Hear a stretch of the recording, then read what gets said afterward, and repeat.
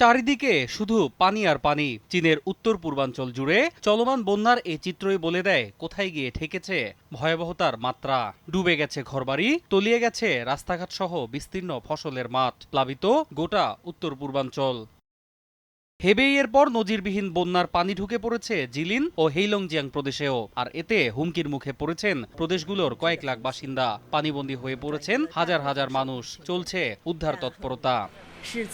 Jilin প্রদেশে নতুন করে বেশ কয়েকজনের মৃত্যুর খবর নিশ্চিত করেছে স্থানীয় গণমাধ্যম। প্রদেশটির সুলান শহরে গেল কয়েকদিনের একটানা প্রবল বর্ষণে প্লাবিত হয়েছে নিম্নাঞ্চল। আটকা পড়েছেন হাজার হাজার বাসিন্দা। এরই মধ্যে সরিয়ে নেওয়া হয়েছে প্রায় 20,000 বাসিন্দাকে। আটকা পড়াদের উদ্ধারে অভিযান চালিয়ে যাচ্ছেন জরুরি উদ্ধারকারী সংস্থার কয়েকশো সদস্য।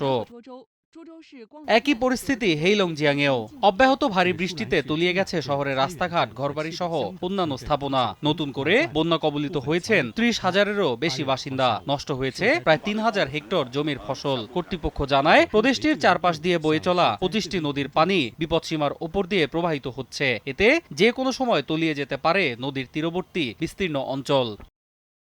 এদিকে বন্যায় সবচেয়ে বেশি ক্ষতিগ্রস্ত হেবেই প্রদেশে পরিস্থিতির তেমন কোনো উন্নতি হয়নি। এখনো ডুবে আছে রাস্তাঘাট, ঘরবাড়ি সহ বহু স্থাপনা। আটকা পড়ে আছেন হাজার হাজার মানুষ।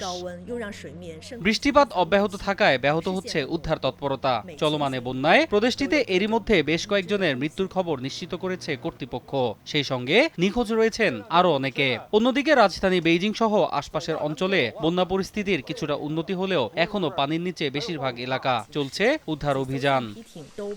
এদিকে চলমান ভয়াবহ বন্যায় ক্ষতিগ্রস্তদের সহায়তায় নতুন করে আরো 5 কোটি মার্কিন ডলার সহায়তা ঘোষণা করেছে চীন সরকার। এর আগে প্রথম দফায় আরো $2.5 কোটি সহায়তা দেয় শি জিনপিং প্রশাসন।